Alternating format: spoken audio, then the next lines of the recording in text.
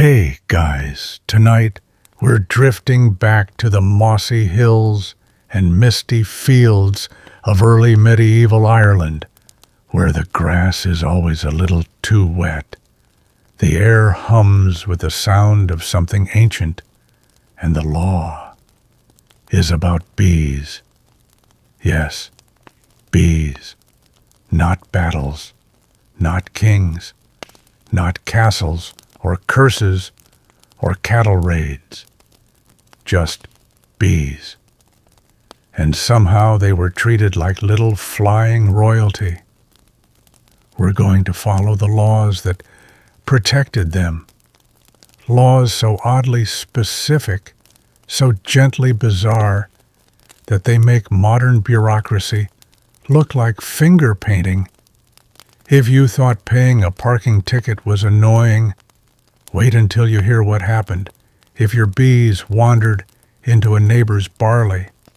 So, before you get comfortable, take a moment to like the video and subscribe, but only if you genuinely enjoy what I do here. And if you're listening from somewhere with bees real or metaphorical, drop your location and local time in the comments. I always love seeing where these sleepy stories are drifting. Now dim the lights, maybe turn on a fan for that soft background hum, and let's ease into tonight's journey together. It's early. You're walking barefoot through grass, so cold it makes your ankles tingle. There's mist on the ground, low enough to taste. The sun is barely up. The sheep are still quiet. And somewhere under a wicker-framed dome, tucked behind a rowan hedge, a hum is starting. The bees are waking. You're in Ireland. Not touristy Ireland. Not kiss the stone and buy a magnet Ireland. You're in a tucked-away patch of time, maybe around the 7th century. There's no one writing down the laws yet, but make no mistake, there are laws. You pass a farmer whose bees are his pride, not his sheep, not his oats, his bees. And not just because they make honey, but because they're protected by the Brecon laws. You've never heard of these laws. They were the native legal system of Ireland before English common law arrived, passed down through families of legal scholars called Brecons, who memorized thousands of rulings, customs formulas, and case laws, many of them bafflingly detailed. There was a Brecon law for how far your pig could wander before someone was allowed to eat it. There were rules for sharing a cup of milk. But the laws about bees, those were something else entirely. Because to the Irish of this era, bees weren't just insects. They were neighbors, workers, messengers, and occasionally criminals. You reach the edge of a small field where a beehive sits on a carved stone base. It's woven from straw, carefully stitched. It's worth more than the cart beside it. If someone stole it, they could owe a cow in damages. If the hive was new, maybe just a heifer. But if it had been established for several years, you might owe a fully mature cow and a share of your next harvest. Yes, for bees, because bees produced more than honey. They made mead the sacred drink of warriors and kings. They pollinated clover and flax, helping both feed and clothe entire households. And most of all, they created something holy sweetness from nothing. That alone was enough to earn them protection. And so, as you sit now on a warm stone near that hive, the bees orbiting you like golden commas, you begin to understand. These laws weren't silly. They were serious, structured, and deeply woven into the rhythm of the land. You pluck a bit of wild thyme and watch a bee land on your sleeve. She doesn't sting, just rests, because here in ancient Ireland, she has rights, and so do you. And if something goes wrong, the bracken will know exactly what to do. You're still sitting there, warm stone beneath you, bees drifting lazily in the morning light. But now, let's talk about the people who made sure everyone played fair. The ones who knew the laws by heart, who could settle an argument over a bee sting faster than most of us can pick a Wi-Fi password. They were called brackens. You don't meet a bracken in a courtroom. You don't raise your right hand or sit through cross-examinations. This is Ireland, remember. The wind is the only thing that ever really shouts. Instead, you're more likely to find a bracken sitting under a tree. Literally.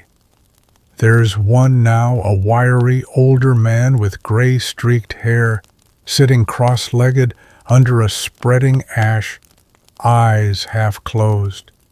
He's not meditating. He's calculating. He's not a judge like we'd recognize. He doesn't make decisions from a bench or sentence people to dungeons. He's more like a walking, talking, legal hard drive. A bracken was a legal memory keeper, trained from youth to memorize reams of oral law precedents, fines, compensations, and exceptions. They trained for decades, usually from families of other brackens.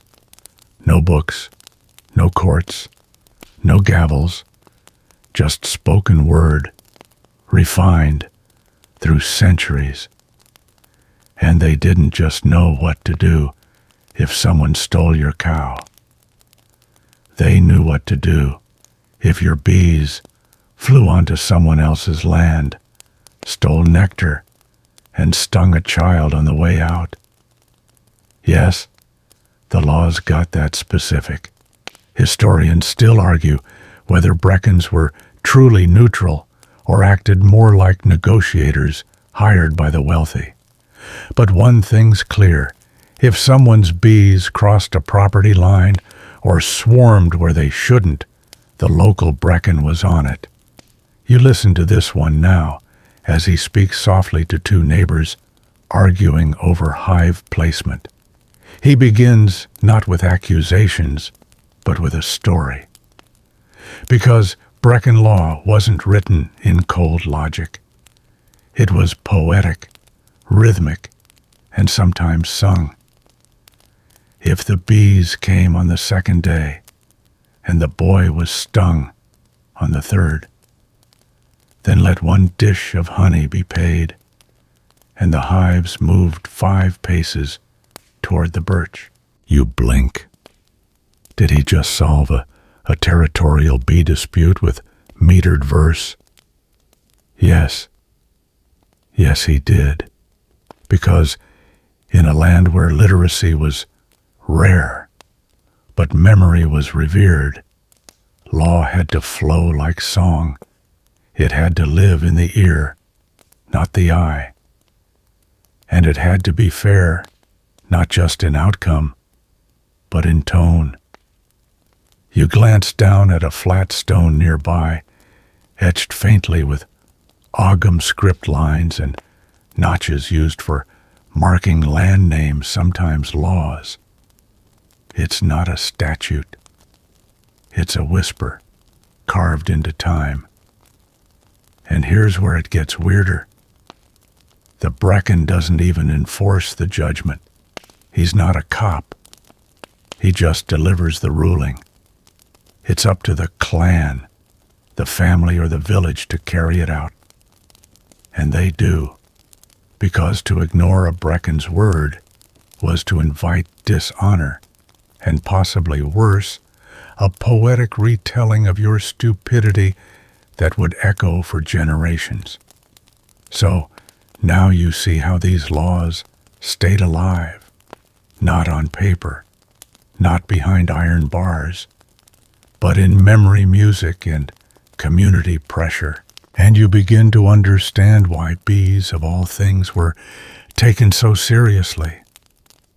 Because in this place, everything was alive, from the stream to the cow to the buzzing cloud by your knee, and everything had its place, even if that place had to be sung aloud under a tree.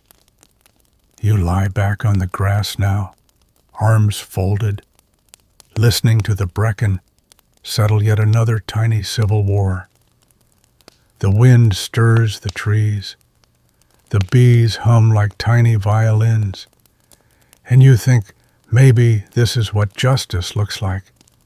Not a gavel, not a prison, just a man in a field telling two farmers where to put their hives so everyone stays friends. You're still lying in the grass, listening to the bees and the breeze, when a question bubbles up in your mind, one that feels small but turns out to be much bigger than it seems. Who owns the bees? You sit up slowly, watching a hive nearby, its straw walls darkened from rain, and time its entry buzzing with tiny golden bodies darting in and out like well-trained messengers. Is it the landowner who owns them? The person who built the hive? The person who feeds them clover? Or do the bees belong to themselves? According to the Brecken laws, the answer is, it depends. Because bees weren't just insects, they were property, but also neighbors, also liabilities, also occasionally a legal category all their own. Let's start simple. A man places a hive on his land. It stays there undisturbed for a year and a day. According to the law, he now has full ownership. No one else can claim those bees, not the man who gifted the hive, not the person who helped build it, not the bees who maybe once lived elsewhere. But of course there's a catch. If during that year and a day someone else's bees swarmed into that hive, and that person can prove it, then ownership becomes a legal tangle. You might owe honey. You might owe a portion of the swarm. You might even owe a portion of the future honey they'll produce. Yes, anticipated honey yield was considered in court. Historians still marvel at how the Brecken system valued productivity, not just possession. It wasn't about who built the hive. It was about who contributed to its output. And bees, they were workers. So their labor, even in flight, was subject to law. Let's say your hive sends a swarm across the boundary to your neighbor's land. The bees settle in his tree. You want them back.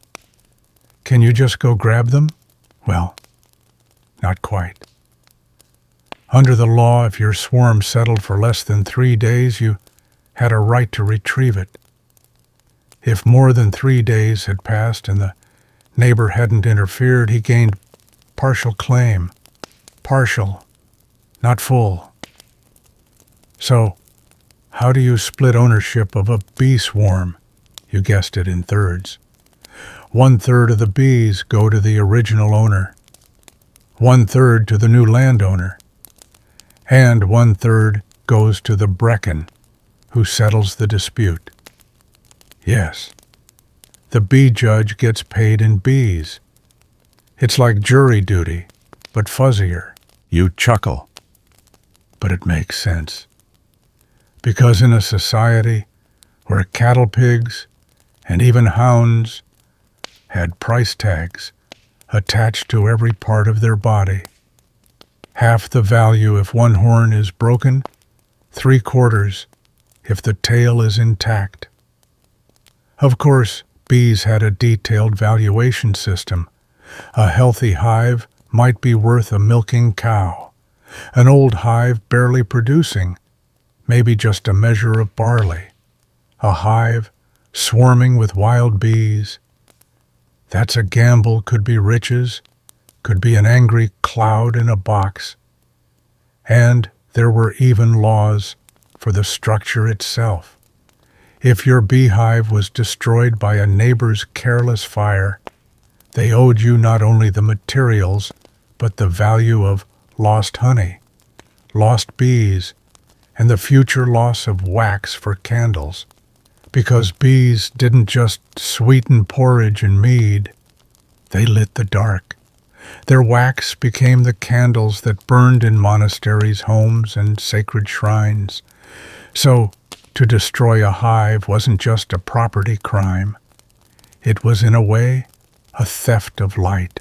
You watch the hive now, mesmerized.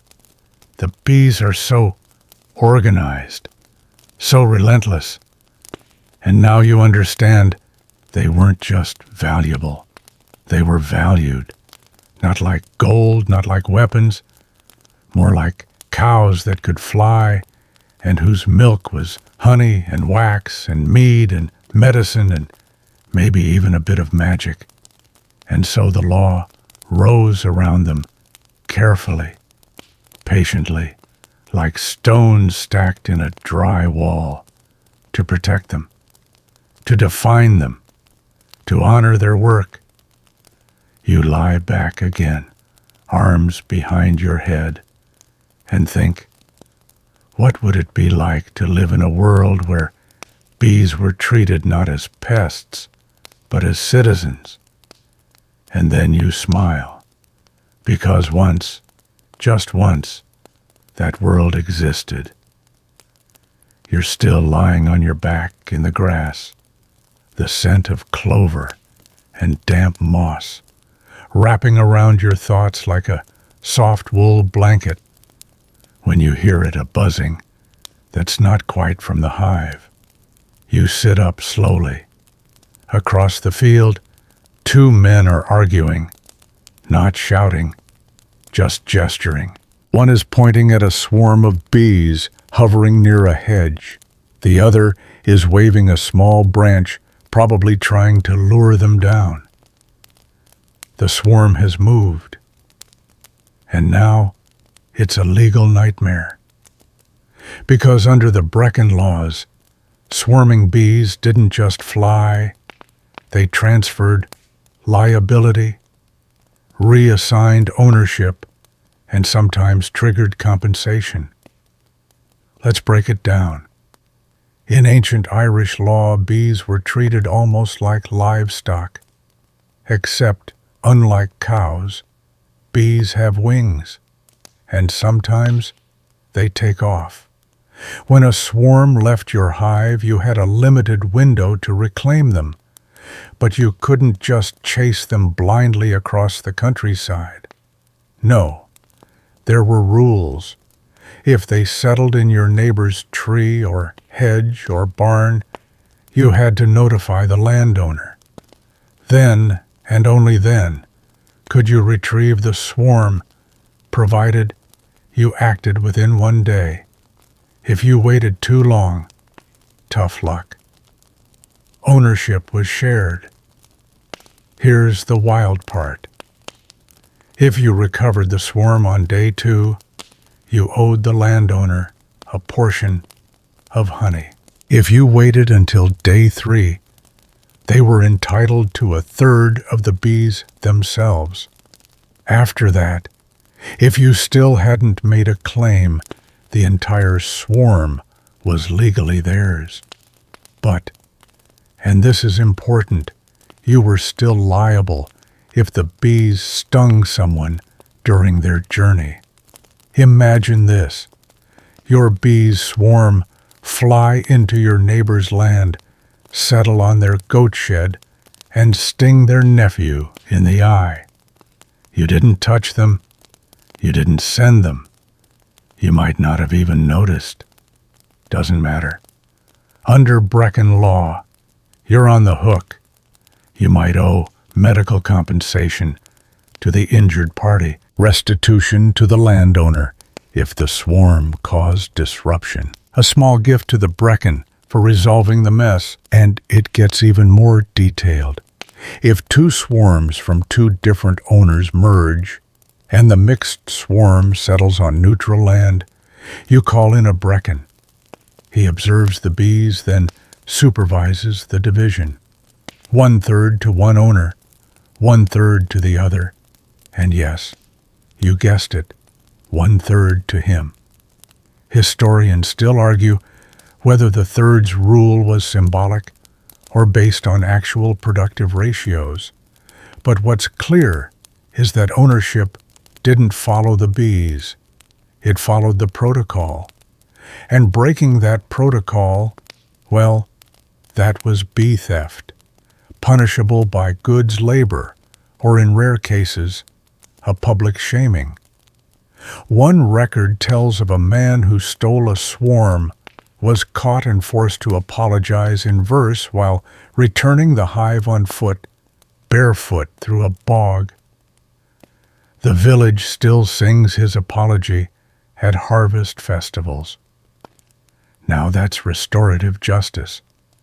But the laws didn't stop at ownership. They governed space. You couldn't place your hives too close to the boundary line of your neighbor's land. If your bees crossed over and disrupted their crops, pollinated plants they didn't want mixed, or agitated livestock, you could be fined. The exact fine. Usually 1 bowl of honey per offense, more if injury or damage was proven. You'd also have to relocate the hive a set distance, typically 7 paces, but sometimes more, depending on wind patterns and topography. There was even a rule about bee highways. No, really. Certain flight paths were considered established if bees routinely crossed them to reach clover fields or water sources. If you built something that blocked or disrupted this path, like a fence or new building, you might be obligated to compensate the bee's owner for reduced productivity. Yes, your chicken coop could be sued by a bee lawyer. And if you're wondering how any of this was tracked, keep in mind that many early Irish settlements were small. People knew whose bees were whose, just like they knew whose dog barked at dawn or whose cow always wandered too far. Bees were part of the community's rhythm. You lie back in the grass again, the sun now climbing toward midday. The swarm near the hedge has settled. The argument has ended. The Brecken stands nearby, eating a small chunk of honeycomb, likely his third. And you realize these laws didn't just protect bees. They respected them, recognized their value, understood their unpredictability, and still built structure around them. Because even in a world without GPS spreadsheets or surveillance cameras, the people of early Ireland found a way to say, these creatures work, these creatures serve, these creatures matter. So we will build laws around their wings. And you stretched out in the soft green silence of a bee-blessed field, feel that truth settle in your chest. The bees are not wild here. They are seen, named, counted, loved. The sun is hanging high now, filtering through soft clouds, that look like slow-moving sheep. You roll over in the grass, thinking you might nap, but a question tugs at your mind, one that somehow feels more serious than it should. What happens if someone steals your bees? It seems absurd. How would you even catch them? The bees can't testify. There are no tiny paw prints in the mud. And yet, in early medieval Ireland, bee theft was a big deal, big enough to warrant its own set of carefully layered laws. You sit up slowly, rubbing a smudge of pollen from your wrist, and imagine the scene. A neighbor sneaks into your grove at dusk. He takes a hive, your oldest, the one with the best honey yield, and moves it quietly to the edge of his orchard. He hopes you won't notice. But you do. What next? You don't barge in and demand it back. That's not how things are done here. You call the Brecon. And now comes the strange part, because Brecon law didn't assume guilt or innocence right away. It began with observation, careful, communal, poetic observation. First, the Brecon watches the flight of the bees. Yes, seriously. He notes the path they take when leaving the new hive. Do they go back toward the old land? Do they gather from the same fields they did before? Do they appear confused, as if forcibly relocated? If so, you may have a case. But then, the accused has a chance to defend himself. He may argue the hive split naturally, and the bees settled on his land without interference. He may claim he offered a new hive to a wild swarm, a legal act under certain conditions. And here's where it gets interesting. The age of the hive. The length of ownership and even the material of the hive's construction can influence the verdict.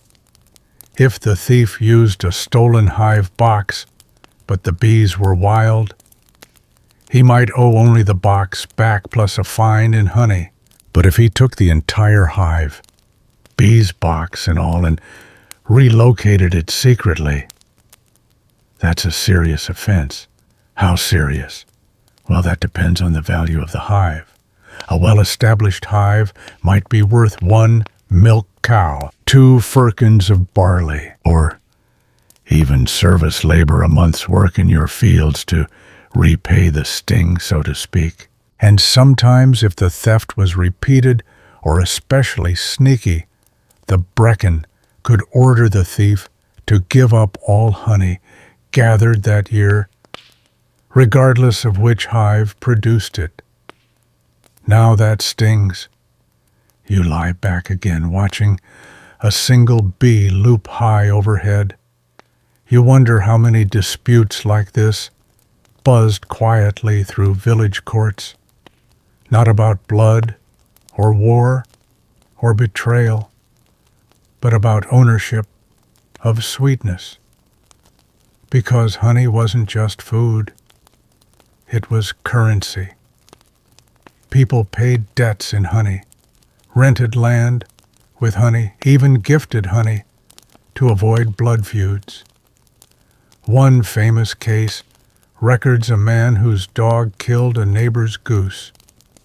He apologized, offered 3 jars of honey, and composed a poem.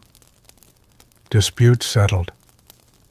Historians still debate whether honey in this context functioned as literal currency or just a valuable bartering good. But the Brecon laws didn't care what economists thought. They had their own values. And those values said, if you steal a hive, you're stealing more than bees. You're stealing light wax health medicine, drink mead, enjoy dessert. So you'd better be ready to give all that back and then some. Some villages even had a tradition where a convicted bee thief had to publicly donate his best honey to the local monastery. Symbolic, maybe, but also deeply shameful. Because in a culture that saw bees as nearly sacred, stealing them was like kicking a saint's dog. You shift your weight and feel a small stone beneath you. You pick it up absently. It's marked rough scratches, almost meaningless. Maybe a name, maybe a tally. You set it back down and think everything here is quiet. But nothing is casual.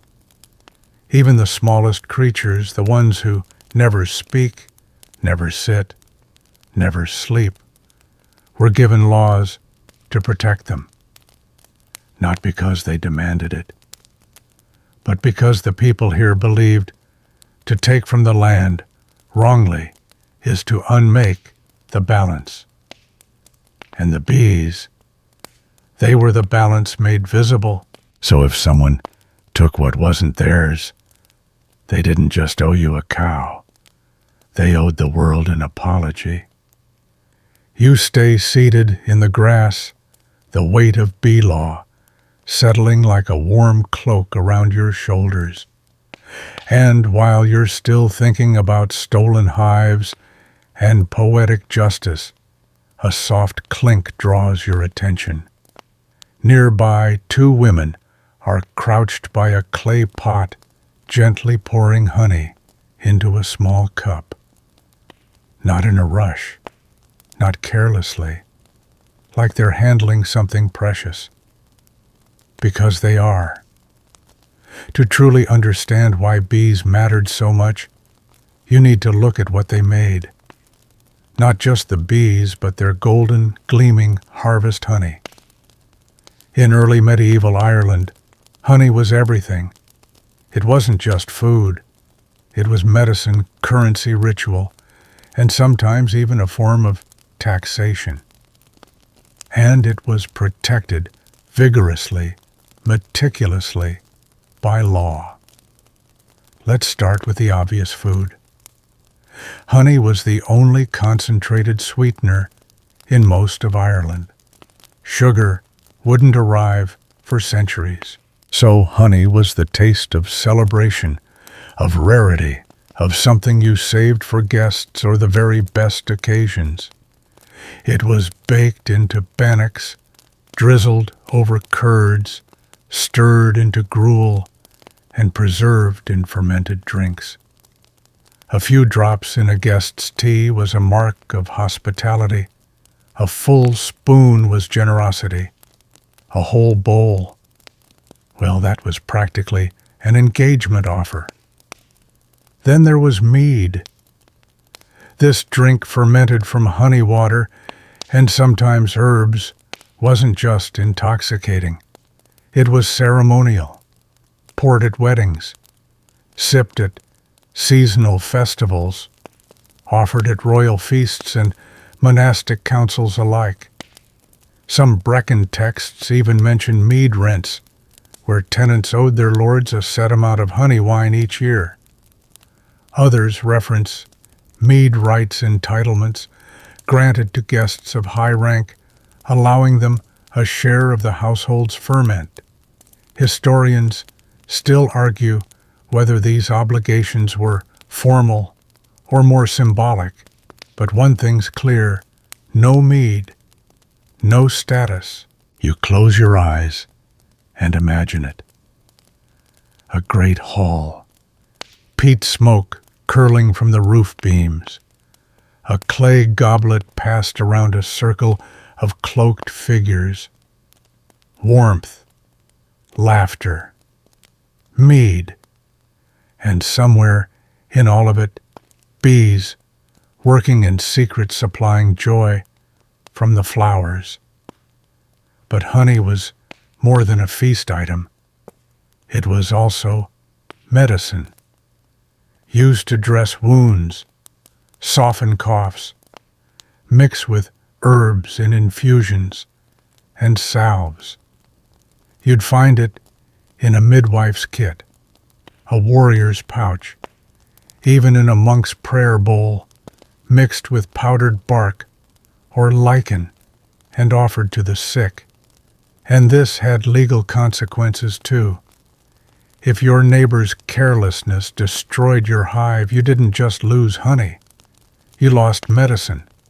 You could claim additional compensation, not just for what you'd made, but for what you'd need to remake in the seasons ahead. Because bees didn't produce on demand. They followed cycles. And if those cycles were broken, your healing potions, your winter stores, your mead obligations, all of it could fall apart. Some Brecon rulings even allowed victims of bee destruction to claim replacement honey from the guilty party's own stocks.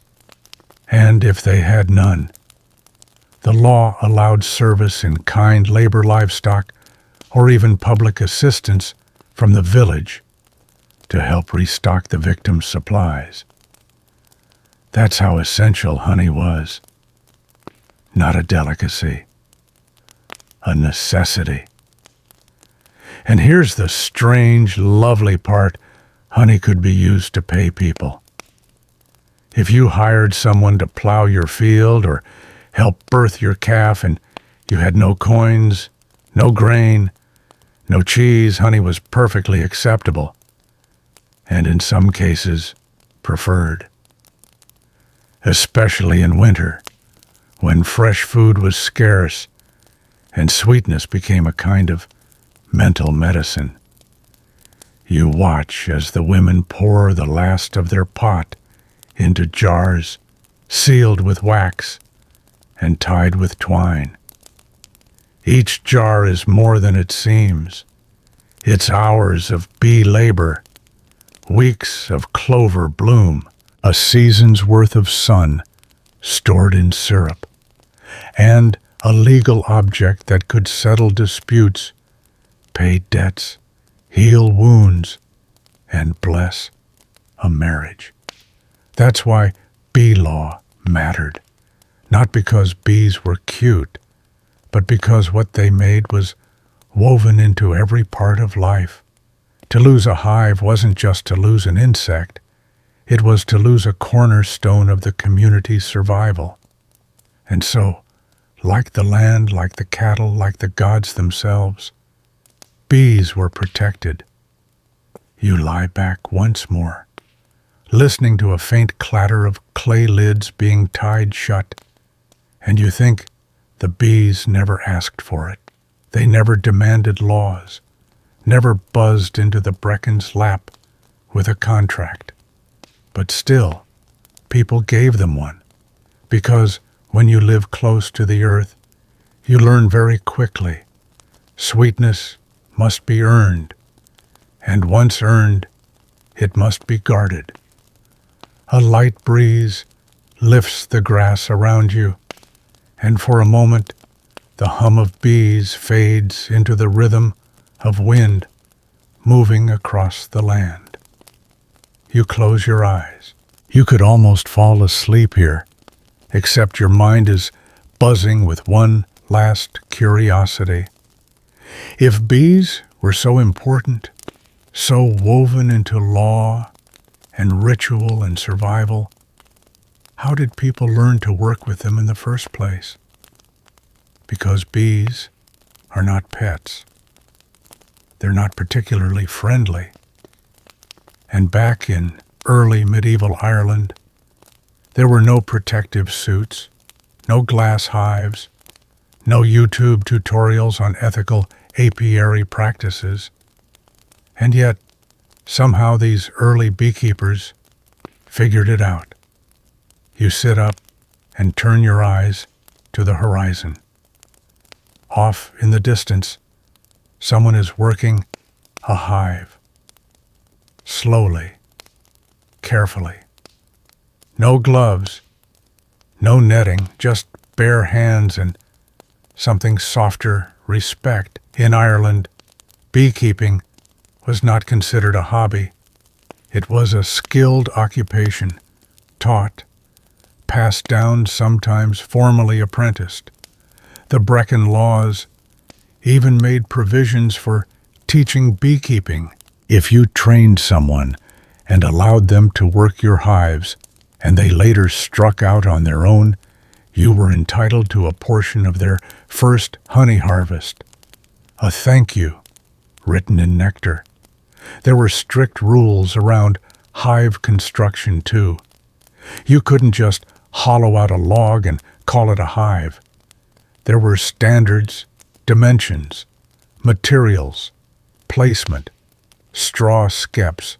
Those domed hives you've probably seen in old illustrations were carefully woven with ritual precision, often lined with clay or dung to insulate against cold, always placed near certain plants, wild thyme, clover, hawthorn, because wise beekeepers knew happy bees make good honey, and the hives weren't tossed around or left in chaos. They were aligned with the sun, often arranged in rows facing east, so the bees could warm early and begin foraging sooner. Some sites even placed stones near hives to absorb heat during the day and release it slowly at night. These weren't guesses. They were observations passed down, refined over centuries. You walk closer to the hive now. The beekeeper glances at you, not annoyed, not startled, just gently amused. Because you're quiet, and quiet people get to stay. He moves his hand toward the top of the hive, lifts it slightly. Smoke curls upward from a bundle of dried herbs. Rosemary, maybe lavender, not to harm the bees, just to calm them, not with chemicals, with scent. And suddenly it clicks. Beekeeping back then was not an act of dominance. It was a relationship. You didn't own the bees like you owned a cart or a cow. You invited them to stay. You offered them shelter, safety, proximity to good flowers.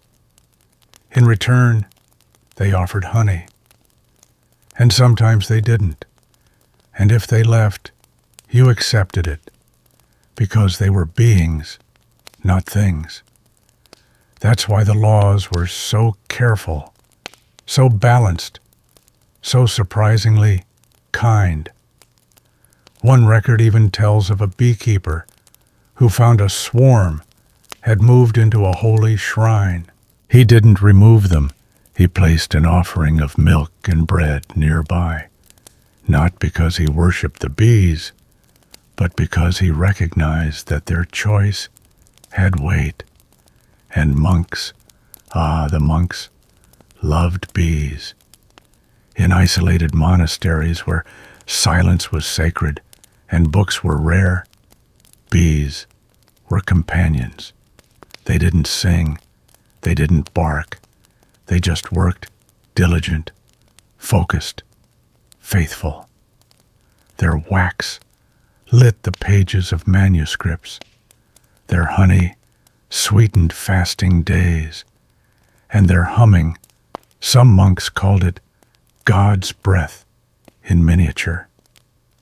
Historians still argue whether early Christian Ireland fully integrated bee folklore into religious belief, or merely adapted local customs.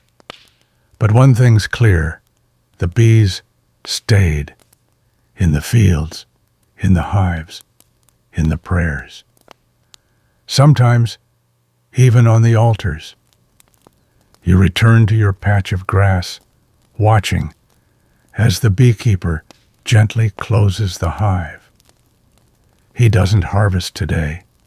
He just checks, makes sure the comb is healthy, leaves behind a small bowl of water, and then he walks away. Because trust between human and bee was earned slowly. And you wonder When did we stop seeing them this way? As cohabitants, as collaborators, as creatures worth law and labor and poetry. You lie back. The bees return. The wind settles. And for a moment you think maybe we didn't lose the bees. Maybe we just forgot how to listen. The bees have gone quiet, now retreating into their hives for the evening, and the breeze carries a cooler note, earthier, more still. You can almost hear the soft shuffle of habits on stone as shadows lengthen near a cluster of old stone buildings in the distance. Monks. You rise slowly and drift toward the low wall that marks the edge of a monastery orchard. The bell hasn't rung yet, but you feel the hush, all the same, like the air itself has paused to bow its head.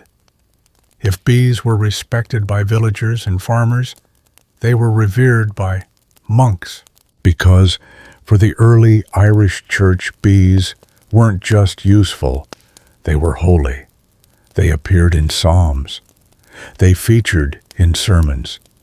And in more than one illuminated manuscript, you'll find tiny bees fluttering in the margins, drawn with as much care as any saint. Why?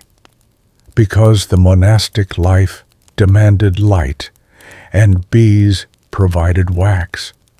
Without wax, there were no candles. Without candles, no prayers after sundown, no midnight vigils, no long winter readings of Scripture. A single monastery might house hundreds of hives, tended not by farmers, but by brothers trained specifically in apiary care. Some had titles like Aparius or Malarius, denoting their bee master roles, and their duties were not light. They had to maintain hive health, collect honey for food and medicine, harvest wax for candles, record yield logs. Yes, monks kept honey ledgers, and offer surplus to travelers, neighbors, or the poor. Honey wasn't hoarded behind cloisters. It was part of the monastery's mission. Travelers often found rest at these holy sites, not just because of charity, but because monks had warm, bread-spiced mead and healing balm, all thanks to bees. In fact, some monasteries became known for specialty honeys flavored by the plants near their walls: heather, clover, wild mint, marsh herbs. Visitors spoke of the sweetness of honey from St. Bridget's field, or the balm of Mellifont, references that blurred the line between flavor and miracle. But there's another reason bees felt so at home here: silence. Monasteries were some of the few places in medieval life where quiet was practiced deliberately, and bees with their soft wings and collective murmur fit right in. They were seen as examples, creatures that lived in order, worked tirelessly, and never spoke without purpose. Monks even wrote poetry about them. One verse reads, "They labor in order, yet none is Lord. They sing no psalms, yet praise the Lord."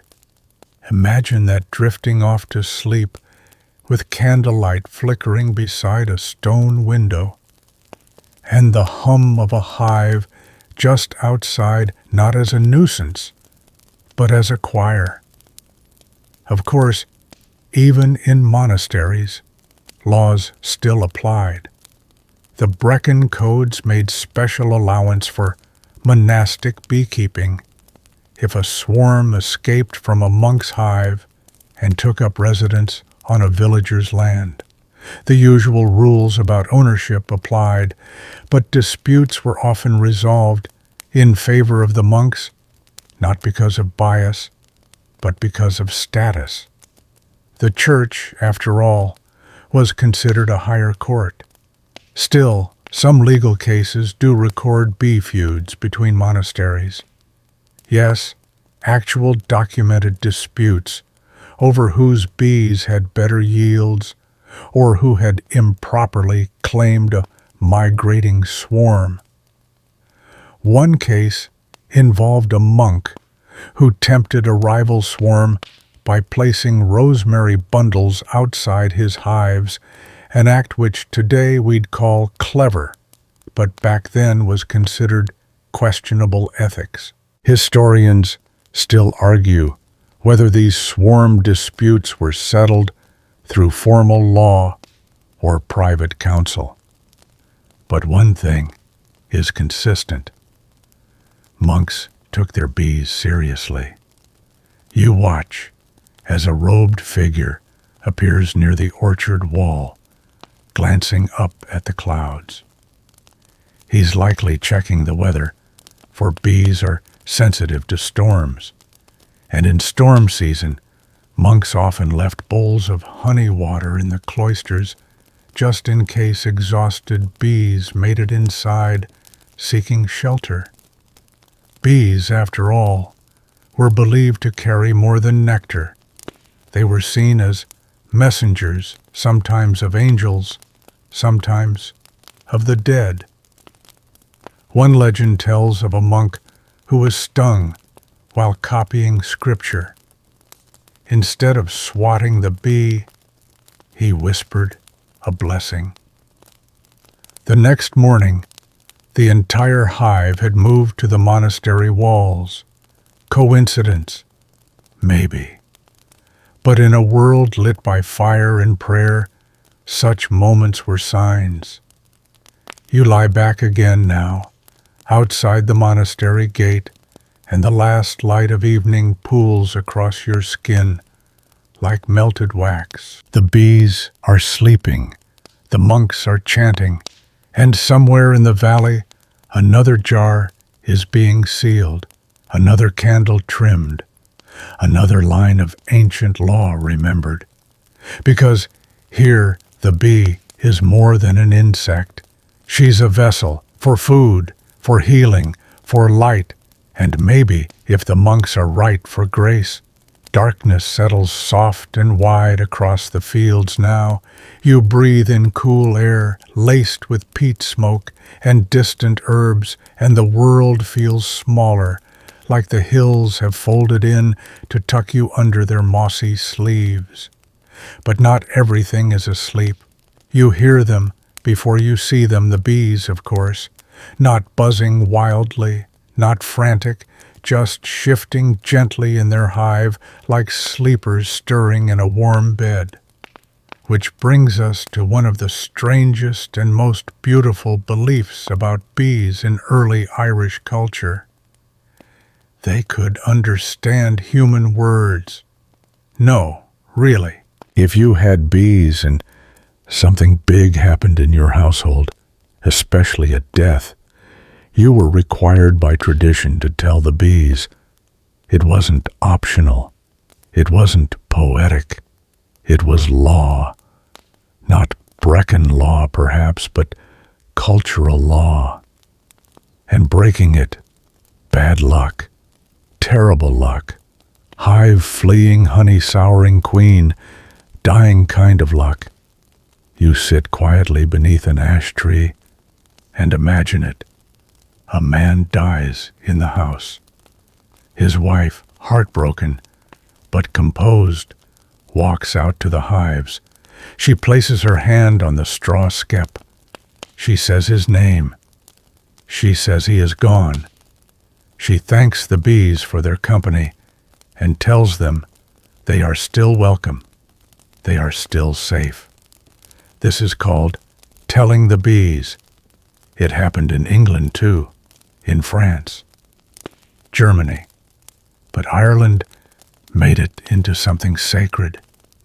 There are stories of hives that swarmed and fled because they were not told of a death, of bees that stopped making honey after a funeral was held without their knowledge, of beekeepers who whispered poems through their hives to soothe the spirits within. And while historians still argue whether this tradition was rooted in pagan animism, Christian metaphor, or just good old-fashioned superstition, the result is the same. People believed bees listened. They weren't just animals. They were part of the household. They had to be kept informed, which is kind of beautiful, isn't it? In a time before therapists or podcasts or text message condolences, you had a straw dome full of golden wings and delicate legs, and you stood in front of it and you spoke your grief. There were other customs too. Sometimes a black cloth was draped over the hive after a death. Sometimes a bit of honey was placed in the coffin as if the deceased might need a sweet companion on the other side. In rare cases, the bees were even moved to follow their keeper into the next life. One poem tells of a woman who took a small skep of bees to the grave of her husband. She opened the lid. She sang, and the bees, it said, never left the graveyard again. Is it folklore? Maybe. But the practice was real. You feel the weight of it now, sitting here. The hush between each buzz, the solemnity of a hive as a kind of chapel, no walls, no roof, just a dome full of memory and meaning. And you think in a world as fragile as theirs, plagued by crop failures, storms, illness and war, maybe it made sense to imagine something so small and golden was also watching over you. Because if bees could listen, maybe they could protect, carry news between this world and the next, serve not only as workers, but as witnesses. You touch the grass beside you. It's damp now, cool, and a single bee late from the hive lands softly near your knee. She doesn't stay long, just long enough for you to feel something that isn't quite sadness and isn't quite comfort, something in between. You whisper to her anyway, just in case. The stars are out now, quiet, steady, familiar. You lie back in the grass and watch them blink through a veil of cloud, as if the sky itself is deciding whether it wants to stay awake.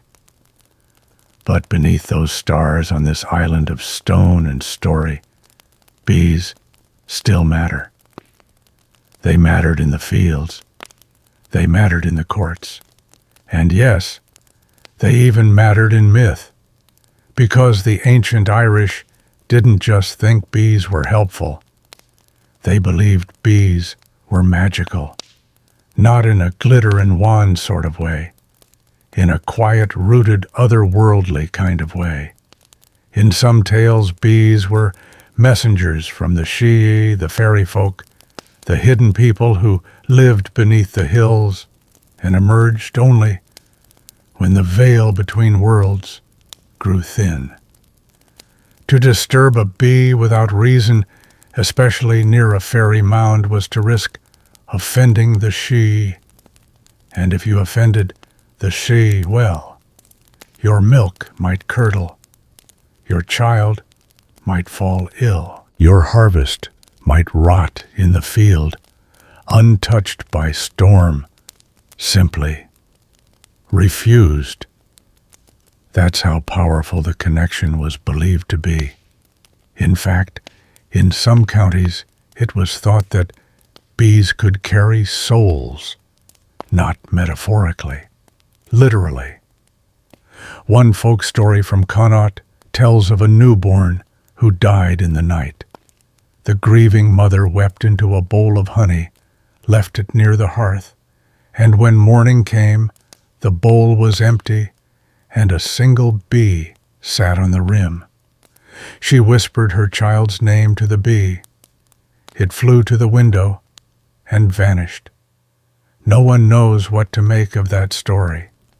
Historians still debate whether it's Christian reinterpretation or an echo of older pagan beliefs about bees and rebirth. But for the people telling the story, the conclusion was simple. Bees know. They know what we've lost. They know what we hope for. They know when to come and when to go. There's even a word, mealchine, an old poetic term for bees that loosely means honeykin, not just insects, relatives. Bees were woven into every part of early Irish cosmology. They were seen as threshold creatures, living beings that danced at the edge of multiple worlds, animal and divine, wild and domestic, earth and air, life and death. One druidic text even suggests that bees were created from the tears of the moon goddess spilled when she saw the first winter. That probably isn't literal, but it's beautiful. And maybe when you don't have microscopes or pollination charts or Google beauty becomes knowledge. You watch the stars for a little longer, and then you notice a light, soft, golden flickering from a cottage nearby. Inside, someone is pouring honey into a small clay lamp. Not because they're hungry, not because they're sick, because they're praying. In parts of Ireland, there was a tradition of burning honey as an offering, not just to gods or saints, but to the land itself, a way of saying, thank you for another day. Thank you for the bees. May they stay safe. May we stay worthy. You can almost smell it now, sweet and smoky, mixing with peat and damp moss. And for a moment you realize this isn't just a history of bees.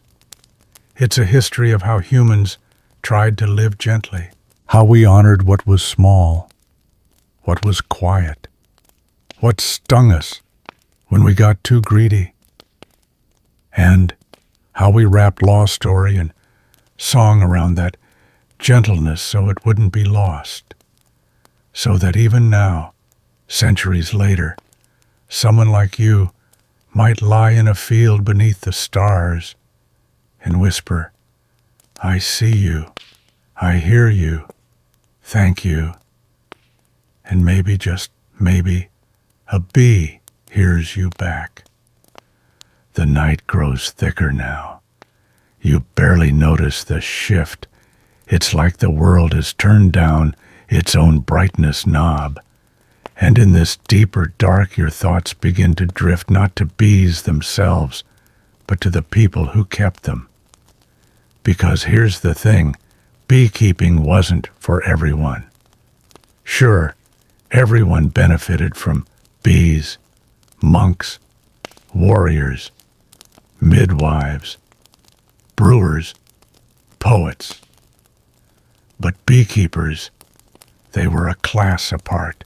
To keep bees in early Irish society was to hold a kind of ritual power, not official, not priestly, but undeniable. There's a Brecon term for a master beekeeper, besh breitha, literally bee judge. Doesn't that sound delightfully bureaucratic? You're not just farming insects. You're settling disputes, advising neighbors, interpreting bee behavior like a walking, stinging weather forecast. And these bee judges had weight in the community. They were sometimes called upon to mediate land disagreements, not because they were legal experts, but because everyone figured if you can work with bees, you can probably handle people, which is kind of logical, honestly.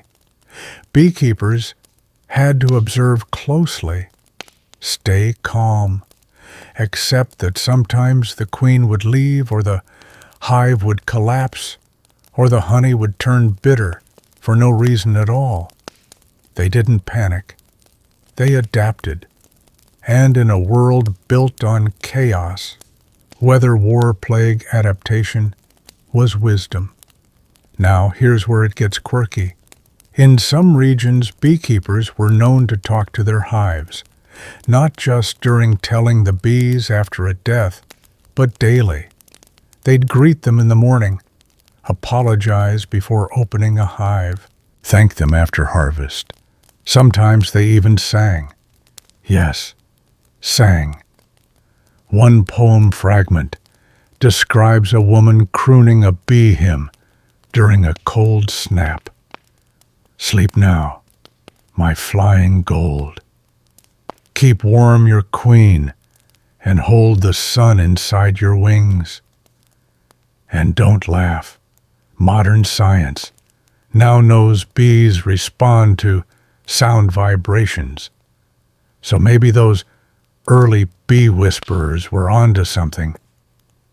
Historians still argue whether these songs were remnants of pagan invocation, simple habit, or early forms of talk therapy for lonely shepherds. But either way, it worked. Beekeepers built relationships with their hives. They knew their rhythms, which flowers bloomed when, how to predict a swarm, how to split a colony without collapsing it. One wrong move and the bees might leave, but one right move. You had a partner for life. Now, legally speaking, beekeepers had protections. The Brecken laws ensured that if someone damaged your hive, stole your honey, or even injured you during harvest, there were set compensations. If your hive was poisoned, restitution. If your bees were deliberately disturbed during peak nectar time, you could take the offender to court. But it wasn't all in the beekeeper's favor. They, too, had responsibilities. If your swarm settled on a neighbor's land and caused injury, say someone got stung and developed a serious infection, guess what? That was your fault.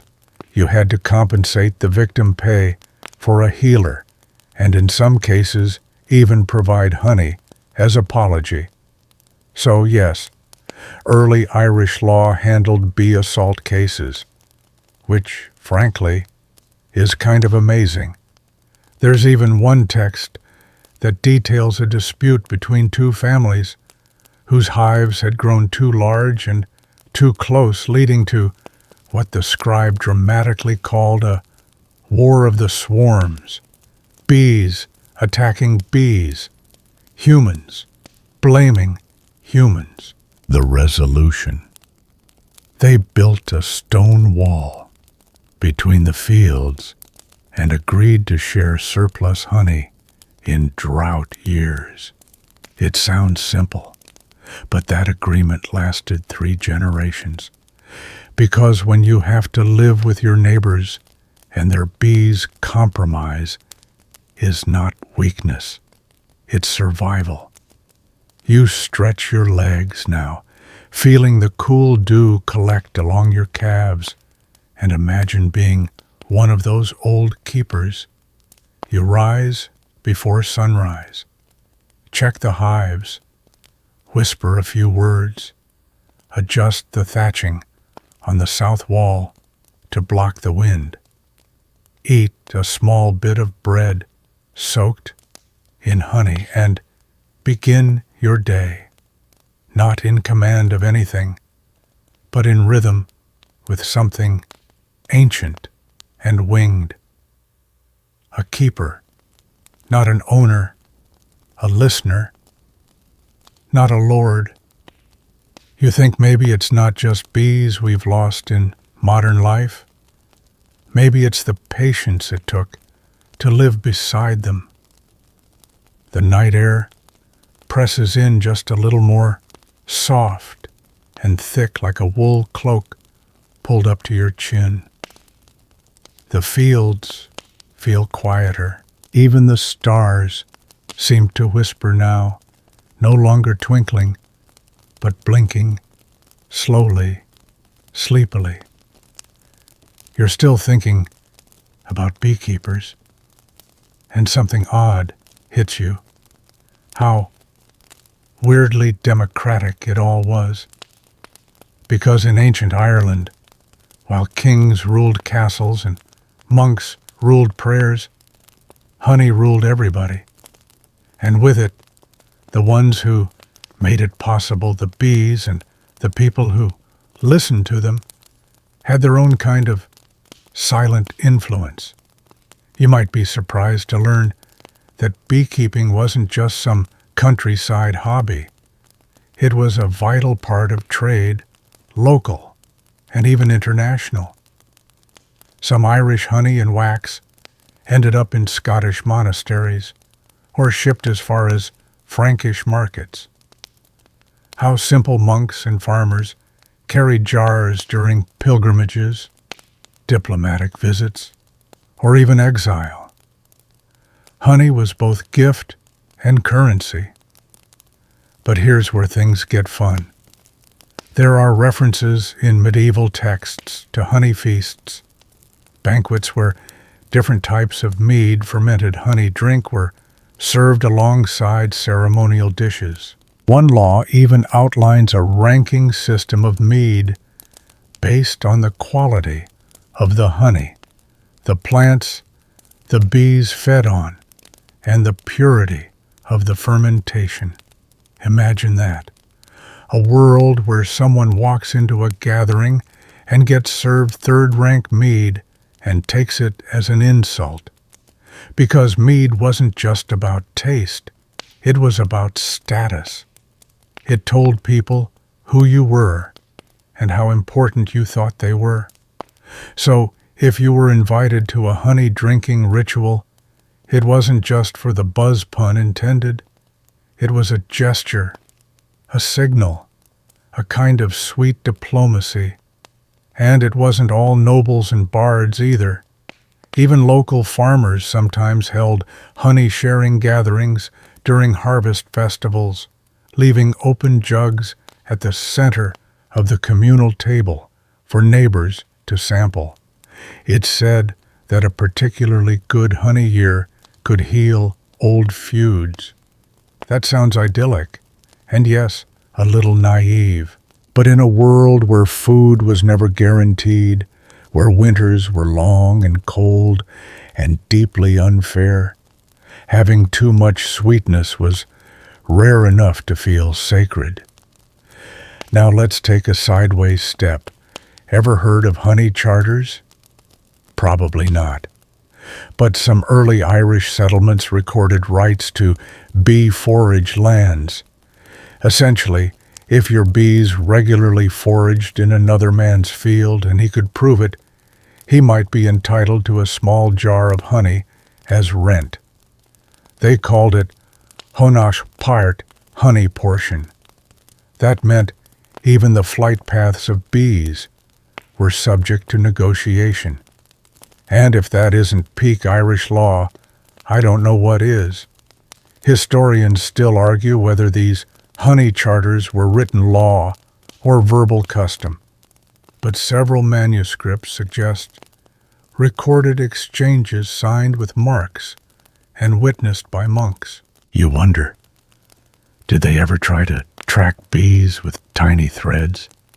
Did two neighbors stand side by side, squinting at flower beds, pointing at bees and going, "Yours no, she's got a leaner wing.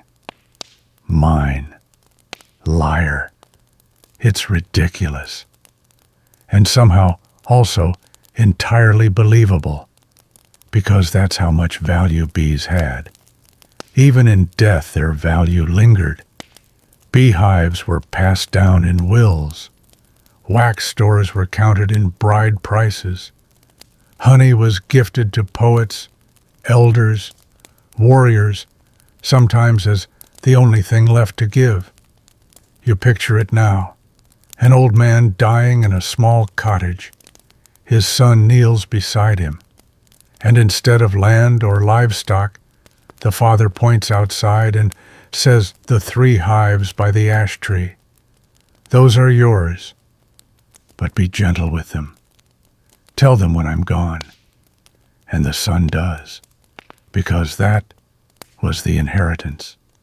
Not just the bees, but the relationship, that sense of care, of rhythm, of listening to something smaller than you, but no less powerful. You shift your weight in the grass, feeling the slight stick of honey on your sleeve, maybe from a wild flower, maybe from an old memory. And you think, in a time when even your best tools broke, when kings could be overthrown, when the rains might not come, the bees stayed.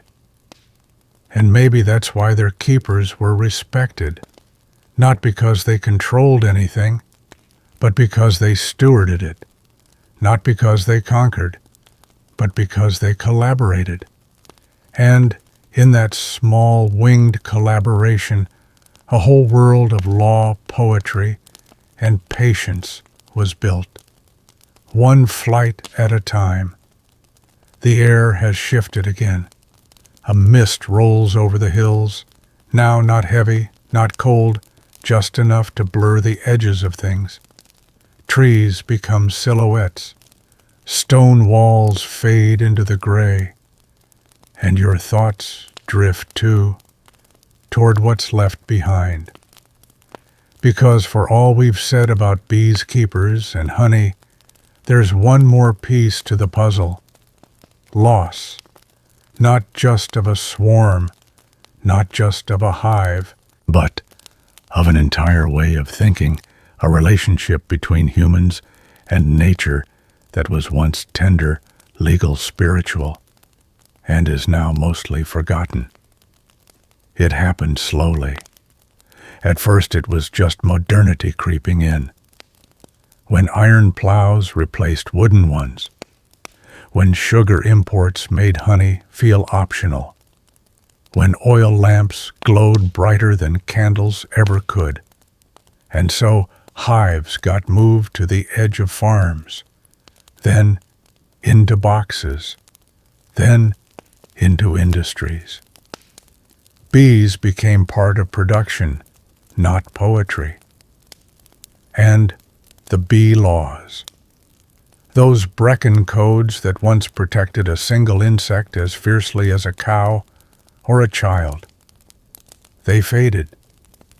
When English common law replaced native codes during colonial times, Ireland lost not only its sovereignty, but many of its traditions, including its reverence for the honeymakers.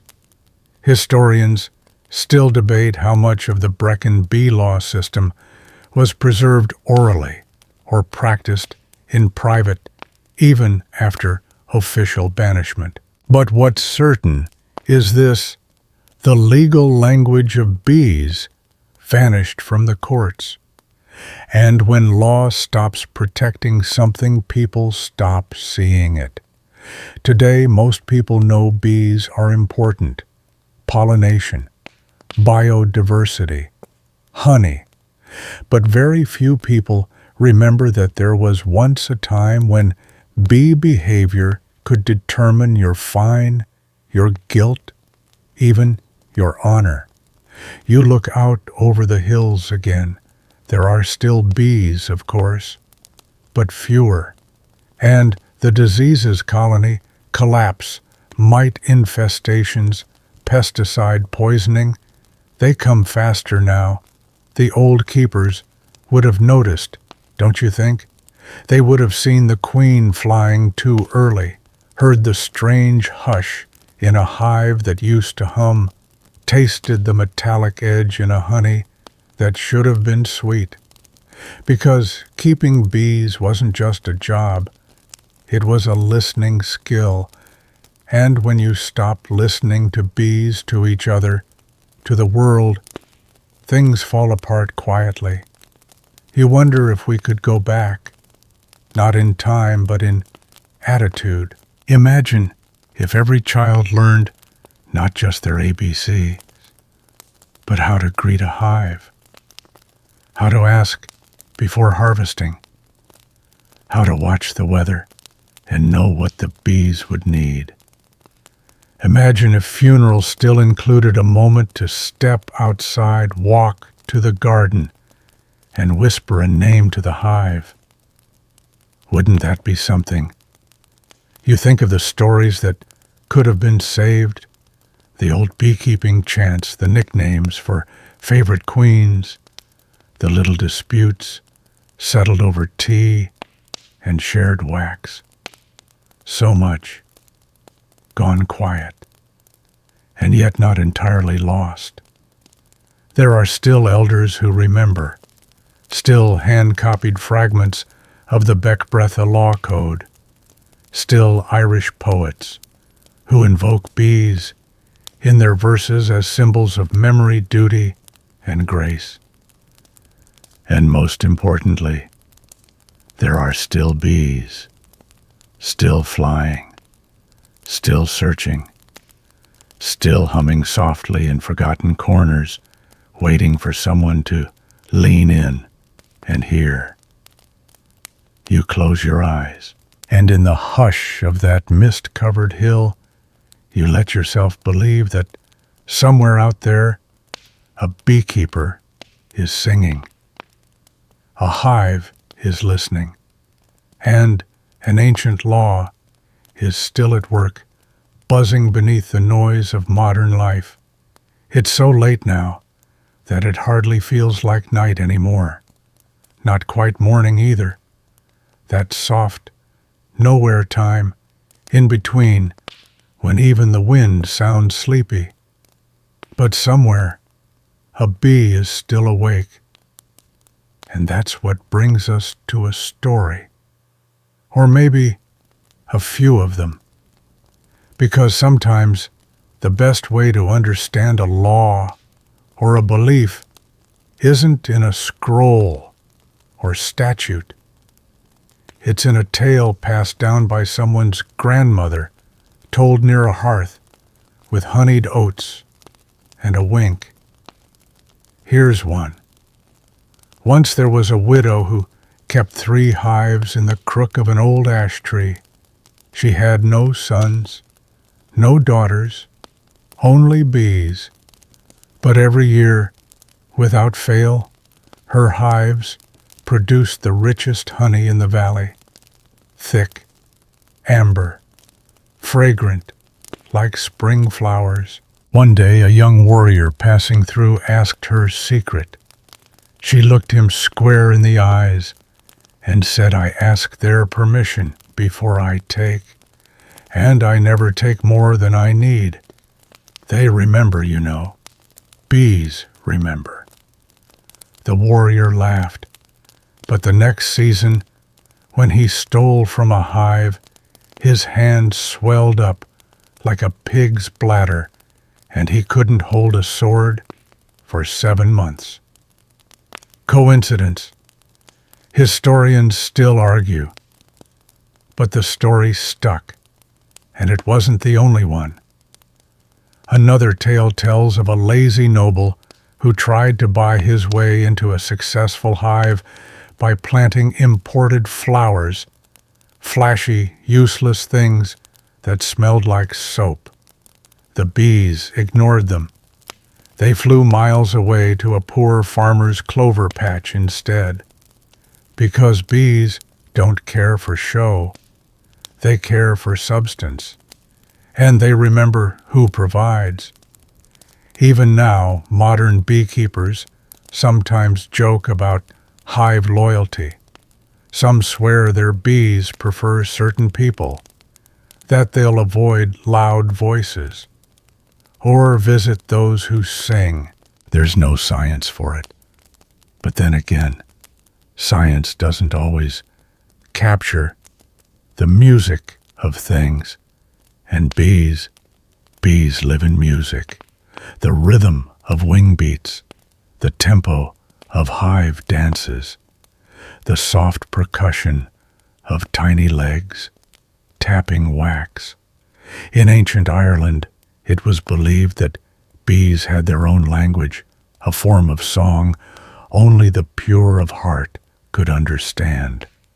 Poets were said to be able to hear it during moments of inspiration. One legend claims a bard named Fionla heard the queen bee's voice in his dreams and woke with a full poem in his mouth. He recited it at court. The queen wept. The bees, listening from a nearby branch, stayed all through winter. Coincidence, myth, memory, maybe all three. You sit with these stories now, letting them settle into you like pollen into a blossom. Not facts, but truths, maybe, the kind that don't need to be proven to feel real.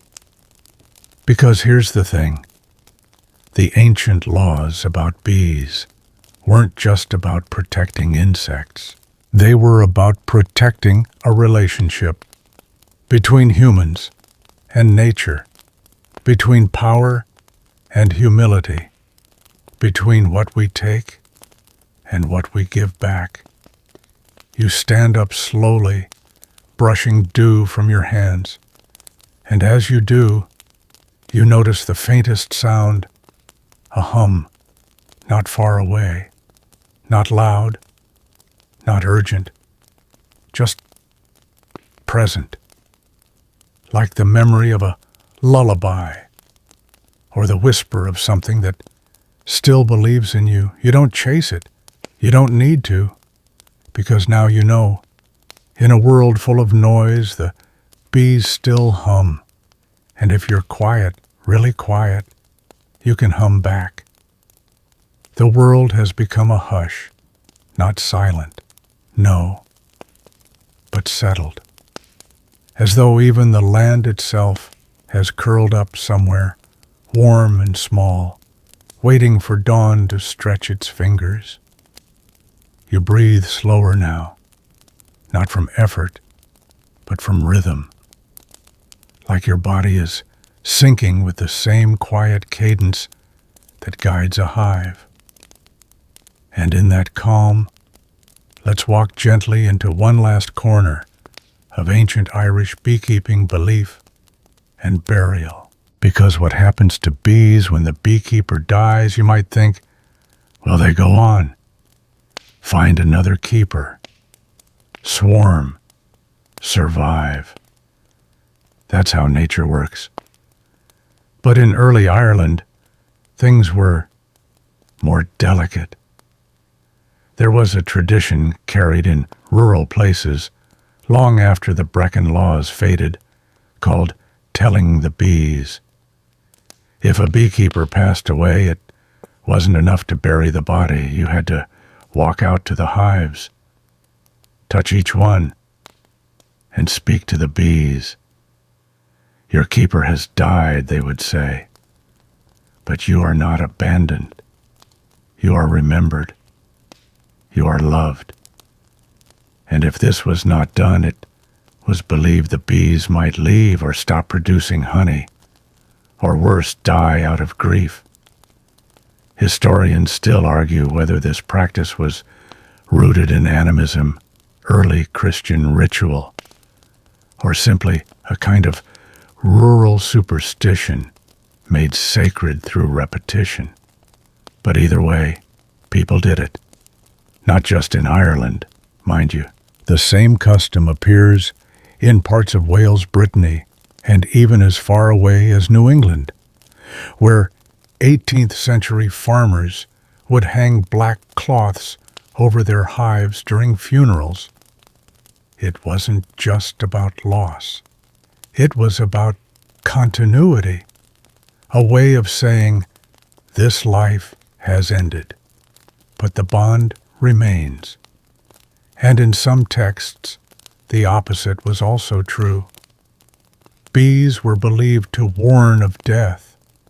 If a hive became restless, if bees swarmed at odd times, or circled a particular home for days, locals took it as an omen, a sign that something was shifting, that someone was about to leave the world.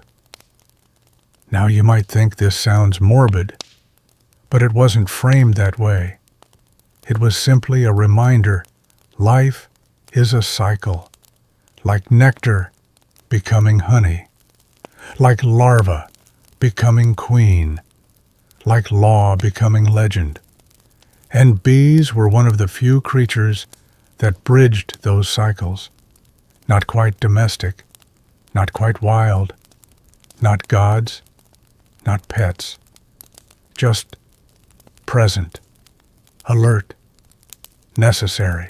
That's why bees were often associated with souls, especially in death.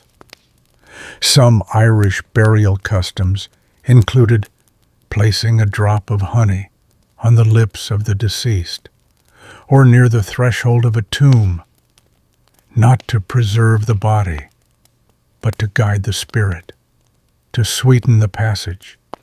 There's even a fragment of prayer preserved in a monastery ledger. Let the bees bear you. Let their wings lift you. Let their song carry you to the fields beyond frost.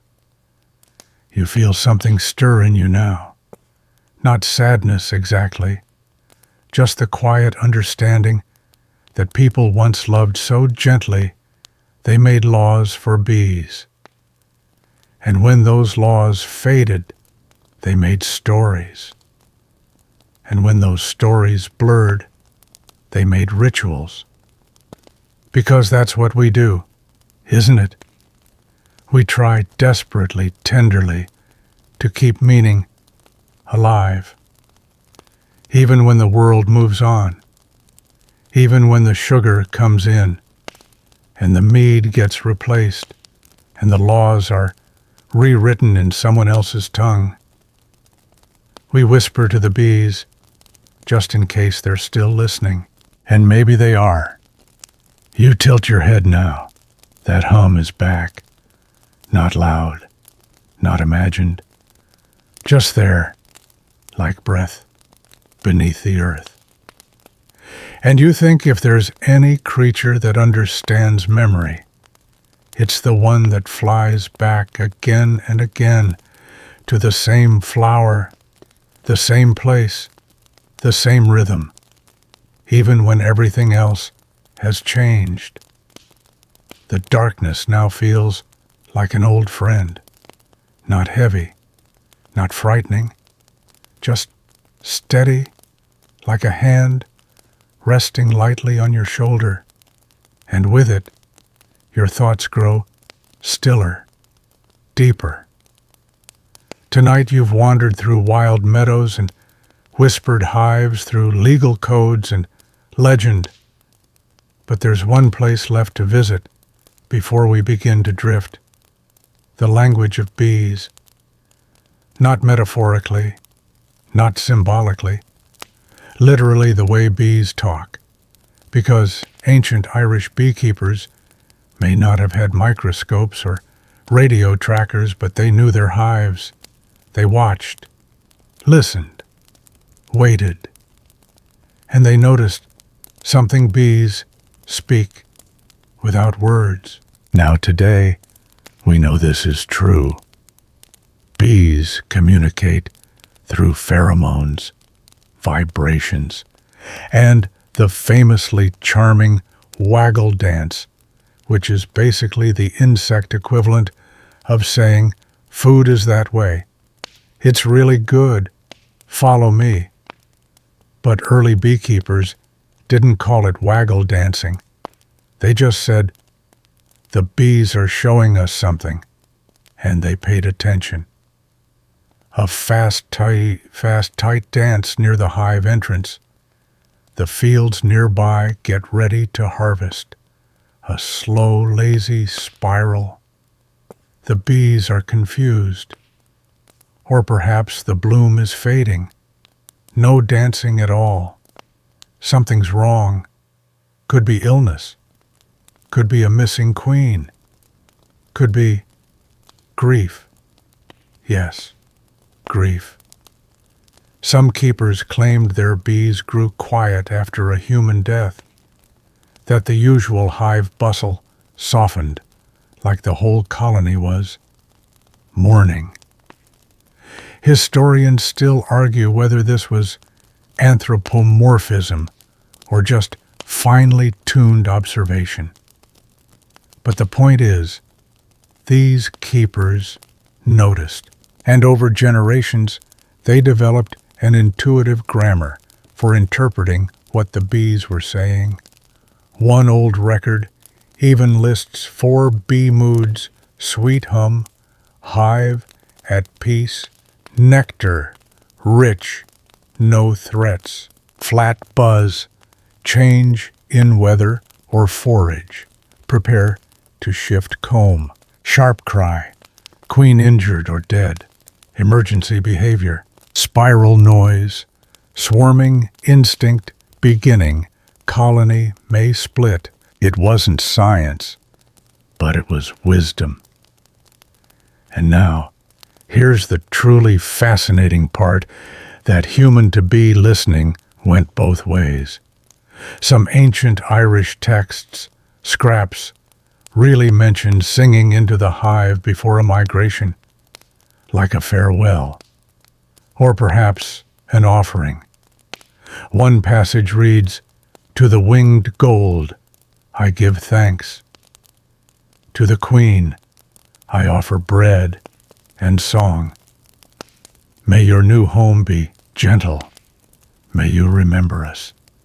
It's easy to dismiss, to chalk it up to ritual or fantasy.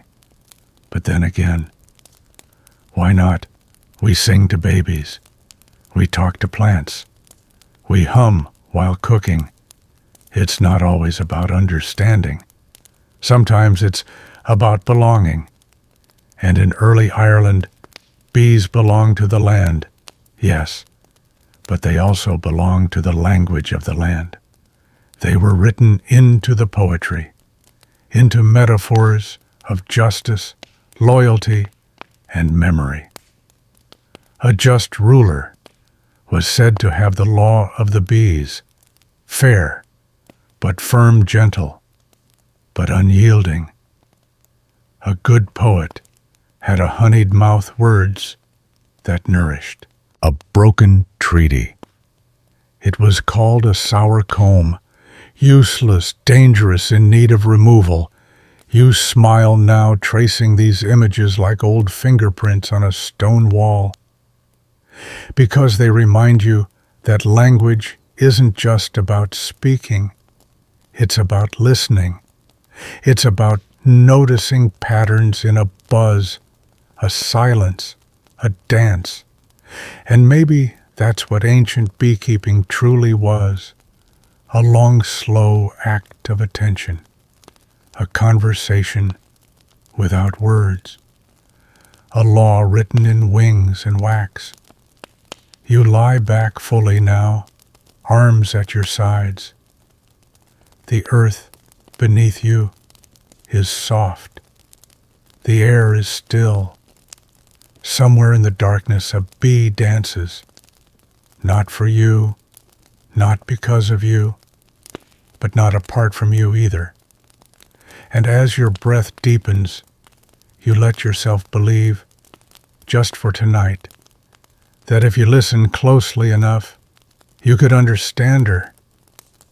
You're not sure when the world got this quiet. Maybe it's the hour. Maybe it's the story. Maybe it's just the steady hum in your chest that's finally matched the rhythm of the bees. Because now we come to something subtle, something that didn't make it into most textbooks, the gender of bees. Not biologically, no. We're not doing a high school science lecture here. But legally, socially, in the Brecken world. Because for all the laws about beekeeping, about property and swarms and mead, there were also laws about who got to own the bees. And quiet surprise, sometimes that person was a woman. Now, let's be honest. Ancient Ireland was not exactly a feminist utopia. Power was usually held by men, chieftains, warriors, druids, judges. But in the Brecken law codes, there's evidence that women could own and inherit beehives. That's not just progressive for the 7th century, it's quietly radical. Because in many other parts of medieval Europe, women couldn't legally own livestock, let alone manage a working apiary. But in Ireland, if a woman received a beehive as part of her dowry or built up her own swarms through skill or inheritance, it was hers.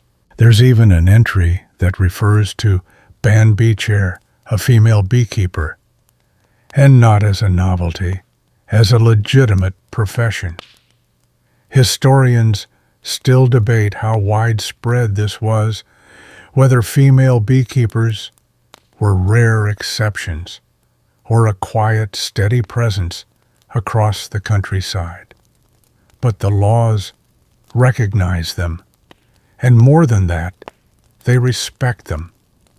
There are clauses that specify what happens to a woman's hives after her death, that protect her from having them claimed by her husband's kin, that allow her to pass them to her daughters.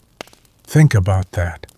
In a world where power was physical, where status came from cattle and war stories, a woman with 6 strong hives had real leverage. She could trade. She could offer mead. She could pay fines. She could host people. And in doing so, she wasn't just making honey. She was shaping networks, inviting neighbors, feeding travelers, calling in favors. In short, she had influence. And the bees, they didn't care about gender. They responded to attention, to rhythm, to care. So when a woman sang to her hive or coaxed a swarm into a new skep or harvested comb without breaking the brood, she was doing what kings and monks and farmers all struggled to do. She was listening, and the bees answered. There's something deeply human in that image. A quiet woman in a field. No army, no court, no throne. Just her hands and the hum. You imagine her now, wearing a wool tunic, hair tied back, fingers stained with wax. She steps lightly, speaks gently, knows which flowers are blooming 2 valleys over. And when a neighbor comes to barter, or a bard stops by for shelter, she offers something rarer than coin, warm bread, a cup of gold mead, a story about the queen that left and the one who returned, because in the hive and in her hands was something sovereign. And now, as you lie in this deep Irish hush, you feel her presence in the grass, in the wind, in the slow blinking of the stars, not loud, not flashy, but steady and sweet. Like honey, you're floating now, not up in the sky, but somewhere lighter than thought, softer than sleep. Still with me. Good. Because we're nearing the end. And what's left isn't history exactly. It's more like the aftertaste of history. Sweet, lingering, a little unexpected. Tonight you've wandered through laws and legends, but let's circle back one last time to the bees themselves. What happened to them? Where did they go? Well, nowhere and everywhere. Bees are still here, of course, hovering in gardens, working in box hives, showing up in your morning spoonful of yogurt. But their world has changed. The bees of ancient Ireland lived wild in hollow trees and earthen nooks, or in hives shaped like woven dome skeps made from twisted straw and coated in clay. They weren't inspected. They weren't fumigated. They weren't transported in trucks from one monoculture to the next. They just lived alongside the humans, on the same land with the same weather, following the same seasons. And while modern beekeeping has brought efficiency, removable frames, queen excluders, mite treatments, it's also brought pressure, more crops, more chemicals, more speed. Historians still argue when the tipping point came, when bees stopped being seen as kin and started being seen as tools. But even now, in the quiet corners of Ireland, you can still find echoes of that older rhythm. There are farmers who plant wildflowers between crops, children who learn to recite the names of pollinators like saints, keepers who still knock gently on a hive before opening it just to say hello. You might think that's quaint, but maybe it's something else. Maybe it's survival. Because here's a strange truth. Bees don't need us nearly as much as we need them. If every human vanished tomorrow, the bees would mourn no one. But if bees disappeared, you know the rest. Fewer apples, no almonds, empty fields, collapsed ecosystems. And the most frightening part, it wouldn't happen in a bang. It would happen in a drift. One flower that goes unpollinated. One hive that doesn't split. One queen that never returns. Just less. Less color. Less sweetness. Less song. You think now of those ancient laws not as quaint relics, but as warnings in reverse. They weren't trying to preserve the past. They were trying to protect the future. To say, this matters. This is worth protecting. This is how we stay connected to the land, to each other, to something quieter than profit and louder than politics. You exhale slowly. There's something sacred about smallness, isn't there? About paying attention to creatures so tiny they could vanish between blinks. But when you don't blink, when you watch them work and dance and return, you remember that you're part of this too, that your choices, what you grow, what you buy, what you value, can help shape a world where the bees still hum. Not in panic, not in exile, but in peace. And maybe, just maybe, someone 1,000 years from now will lie under the stars like you are now and say they knew what they were doing. They left us something good, and we listened. The stars are a little softer now. Maybe it's the clouds rolling in. Maybe it's your eyes. Either way, you're nearly there. Not just at the end of a story, but at the threshold of stillness. But before you drift entirely, there's one final thread to pull mead. Because what would a tale of Irish bees be without their most famous gift, sweet golden and just slightly wild mead? Was never just a drink. It was a ritual. And in early Ireland, mead held a place that beer, wine, and even milk could not quite touch. It was sacred, celebratory, and strangely democratic. Monks brewed it, warriors toasted with it, poets sipped it before composing. And yes, beekeepers used it to honor their hives. The process was simple in theory: honey, water, yeast. But the result? Magic. One Brecon law even outlined how mead could be offered in compensation. Spill your neighbor's ale, you owe him a cup. Knock over his hive, you owe him a barrel of mead. Why? Because honey wasn't just sweet. It was time made visible. Think about it. Every spoonful of honey is the result of thousands of bee flights, millions of flowers, weeks of foraging. And when that honey is fermented into mead, it becomes something else entirely. Memory in a glass.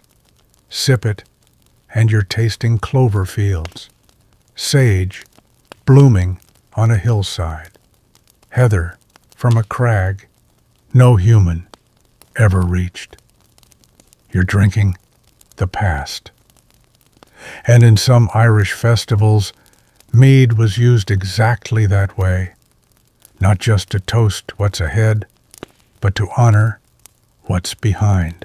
At Lugnasad, the harvest celebration, people would raise cups of mead and speak the names of those who'd passed, not in mourning, in recognition, because the hive is never about just one season. It stores, it remembers, it carries sweetness through the cold. And so did the people who followed the bees.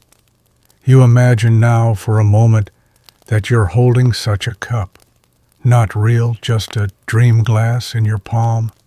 It's warm. It smells of spice and rain, and you raise it softly to the queen, to the keepers, to the laws, to the losses, and to the hope, always the hope, that we'll remember how to live with the land, not just on it. Historians still debate whether ancient mead making was a specialized skill or a communal one, but maybe it doesn't matter, because whether brewed in abbeys or backyards, mead was shared. And when things are shared, they grow roots, just like stories, just like hives. You tilt your head back now, letting that imagined warmth settle in your chest. There's no need to do anything else tonight. No action items, no checklists, just this, a hum in the dark, a sweetness that lingers, and the quiet reassurance that once long ago humans and bees wrote a covenant in honey. And some part of it still holds. You've made it, not just through the story, but through a kind of remembering, the kind that doesn't rush, doesn't demand, just rests like a hive in winter. This is the final stretch, but not a cliffhanger, not a bang, just a breath, a soft landing. So let's ease into the very last thought of the night, why it all mattered. Why did the ancient Irish care so deeply about bees? Why build laws around them? Why wrap them in poetry and ritual and silence? The answer, like all good answers, is layered. Part of it is practical. Bees gave honey, and honey gave food, medicine, trade, and mead. Part of it is cultural. The hive mirrored society, organized, purposeful, ruled by a queen, a structure in miniature. But the deepest reason, the one you feel in your bones even now, bees taught people how to be small and essential at the same time. They reminded you that power doesn't always roar, that community isn't about dominance, but harmony, that sweetness isn't weakness, it's survival. The laws that protected bees weren't just ecological, they were moral. They whispered, pay attention to what gives life. Guard it. Thank it. Learn from it. Even now, long after the hives were woven from straw and laws scratched on calfskin vellum, the lesson remains. You feel it when you watch a bee land gently on a bloom, when you taste honey that isn't quite like any other jar, when you pause just for a moment and realize this world is still full of quiet wonders. And yes, there's grief in knowing how much we've forgotten, how many hives we've poisoned, how many rhythms we've disrupted. But there's hope too, because if a story like this can still be told, if a voice like yours can still listen, then maybe not all is lost. Maybe the ancient wisdom isn't buried. Maybe it's just waiting in the hedgerows, in the old language, in the buzz you barely notice on a warm spring morning, and in you, yes, you, lying there now, still, soft, listening. You've traveled through centuries, through honey and law, through wings and whispers. You are part of this now. And the bees, they never stopped humming. They were just waiting for you to hear it again. And now you can let it all go. Let the laws fade into the mist. Let the buzzing dissolve into a soft vibration beneath your ribs. You've done enough for today. You've wandered through meadows, older than maps, through laws, gentler than most rulers, through the hush of hives and the hush inside you. You don't need to remember every detail, just the feeling, that warmth, that rhythm, that quiet sense that the world, though often chaotic, is also deeply, profoundly interconnected. Every hive is a heartbeat, every drop of honey a memory, every bee a tiny winged miracle asking nothing but space to work, to sing, to live. You're safe here, held, wrapped in wings and whispers and the slow breath of the earth beneath you. Let the stillness settle. Let your thoughts drift like pollen on the wind. No need to chase them. They'll find their way back if they're meant to. For now, just rest. You've walked long enough, listened long enough, and sleep when it comes will be sweeter for it. You are not alone. The bees are still humming. The old laws are still murmuring. And somewhere deep inside you, something ancient and gentle is smiling. Because you remembered. Because you stayed. Because you listened.